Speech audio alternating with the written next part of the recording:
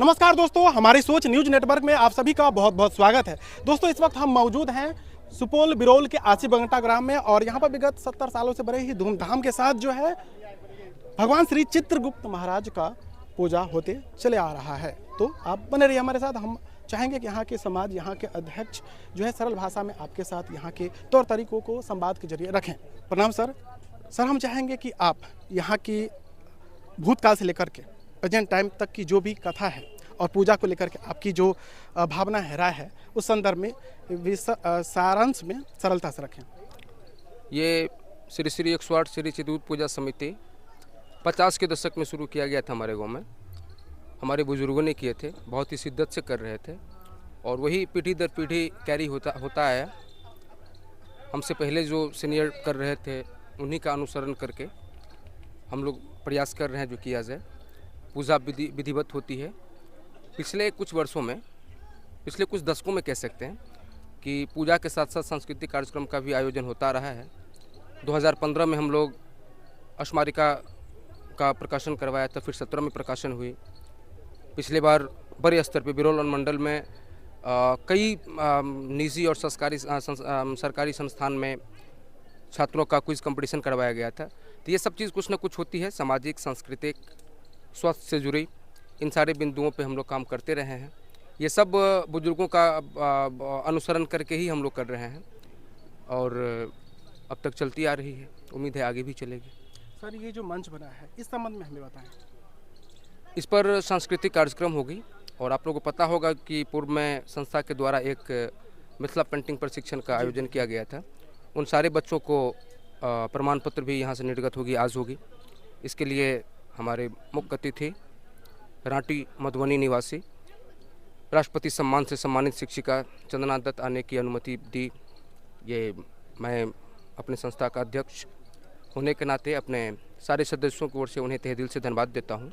उन्हीं के हाथ ये प्रमाण पत्र निर्गत होगी और साथ ही साथ आप लोग को पता होगा जो भगवान चित्रगुप्त के द्वारा कलम त्यागा गया था। जी जी।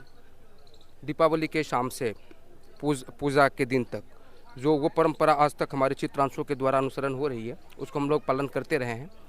तो वो क्यों ऐसा हुआ था, उनके द्वारा कलम त्यागने के पीछे क्या रहस्य था, उसी पर हम अनुमंडल के कई सारे संस्थानों के बच्चे, स्कूली बच्चे हैं, सब 10 साल 12 साल के बच्चे हैं, उनके द्वारा एक मंचन होगी, एक नाटक का आयोजन होगा। यही कार्यक्रम है। मुख्य रूप से आपके समाज और भगवान श्री चित्रगुप्त महाराज के बीच एक विशेष संबंध है। हम चाहेंगे उस संबंध को आप अपने तरीके से व्याख्या करें। निश्चित इसके पीछे तो बहुत व्यापक कहानी है, व्यापक इतिहास है। उतना दूर, उतनी गहराई में नहीं जाना चाहेंगे, बट मैं आपको कहना चाहता हूँ कि ऐसा कहा जाता है कि हम जो कैस्ट परिवार हैं, कैस्ट में भी डिफरेंट है, नाम डिफरेंट है, बट हैं हम सब एक हैं। ये सब हम लोग उन्हीं का वंशज हैं। सारे चित्रांश भगवान चित्रगुप्त के ही वंशज हैं, ऐसा माना जाता है। और इसी धारणा को लेते हुए हम लोग सारे चित्रांश आज के दिन पूरे भारत में इस पूजा को बहुत धूमधाम से मनाते हैं, विधिवत मनाते हैं। भगवान श्री चित्रगुप्त महाराज का व्यवसाय से क्या संबंध है, इस संबंध में कुछ बताएं।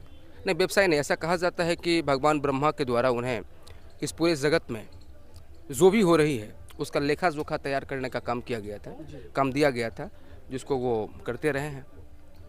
और यही कारण है कि हम कैस्ट परिवार का भी अक्सर, अब तो थोड़ा सा परिवेश बदला है, सिचुएशन बदली है, राजनीतिक सामाजिक स्थिति में बदलाव आया है, लेकिन ऐसा हम सबों का जो पेशा है, सारे चित्रांशों का, सारे कैस्टों का, वो कलम का ही होता है।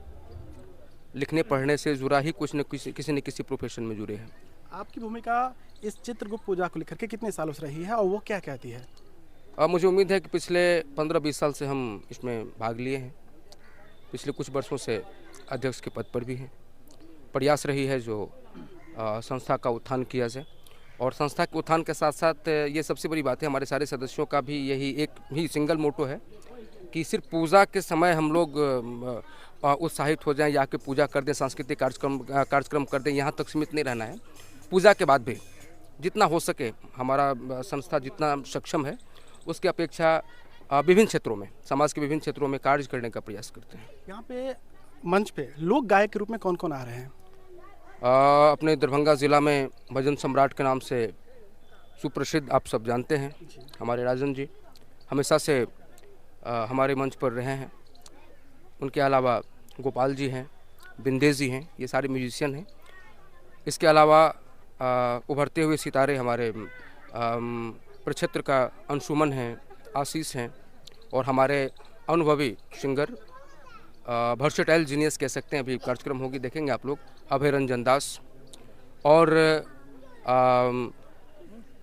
भजन सम्राट राजन जी के साथ या फिर उनके संरक्षण में कह सकते हैं, गायन का प्रतिभा को विखारने के लिए हमेशा प्रेरित रहने वाले हमारे संस्था के सदस्य मुरारी और गोपाल हैं। ये सब अपना अपना भजन से प्रयास करेंगे जो दर्शकों का को आनंदित करें। सर, हमारे माध्यम से जो भी छात्र देख रहे हैं, जो पेरेंट्स देख रहे हैं, जो समाज दिख रही है, उनसे क्या कुछ कहना चाहेंगे? यही कहना चाहेंगे कि पूजा एक धार्मिक और वैज्ञानिक दोनों क्षेत्र से शांति स्थापित करना है। हम सबको एक जगह मिलने का अवसर मिलती है।